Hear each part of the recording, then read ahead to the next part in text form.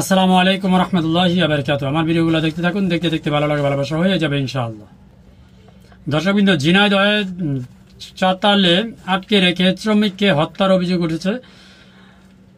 আসুন বিস্তারিত দেখে। ঝিনাইদহ সদর উপজেলায় ডাক বাংলা বাজার সংলগ্ন একটি চাতালে আটকে রেখে নেসার আলী ওরফে আলমগীর 50 বছর নামে এক শ্রমিককে হত্যার অভিযোগ উঠেছে। মঙ্গলবার 22 জুলাই দুপুর সরকার এন্টারপ্রাইজ নামক একটি চাতালে এই ঘটনা ঘটে। নিহত নেসার আলী যশোর চৌগাছা উপজেলা কান্দি গ্রামের মৃত সুনাই মণ্ডলের ছেলে। বর্তমানে তিনি ও তার স্ত্রী দীপালি খাতুন ডাক বাংলা এলাকায় বসবাস করছিলেন। নিহতের স্ত্রী দীপালি খাতুন জানান, পাওনাদারের কাছে থেকে ধার নেওয়া টাকা পরিশোধে ব্যর্থ হওয়ায় তারা আত্মগোপনে ছিলেন। সোমবার সকালে কোটচাঁদপুরের তালসার বাজারে অবস্থানকালে পাওনাদাররা তাদের ধরে নিয়ে যায়। স্থানীয় মেম্বার ও পুলিশের উপস্থিতিতে একটি সালিশি বৈঠকে শরীফুল ইসলাম নামে এক ব্যবসায়ীর 1.5 লাখ টাকা ফেরত দেওয়া হয়। এরপর ওই রাতে তাদের চাতালে একটি কক্ষে তালাবদ্ধ করে রাখা হয়।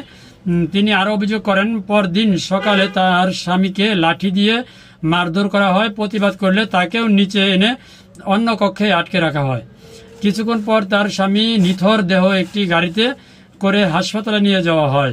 নেসার আলী শালিকা শিফালি খাতুন জানান, 1.5 লাখ টাকা ফেরত দেওয়ার পরও এই ধরনের অমানবিক আচরণ করা হয়েছে, যা একদমই অগ্রহণযোগ্য।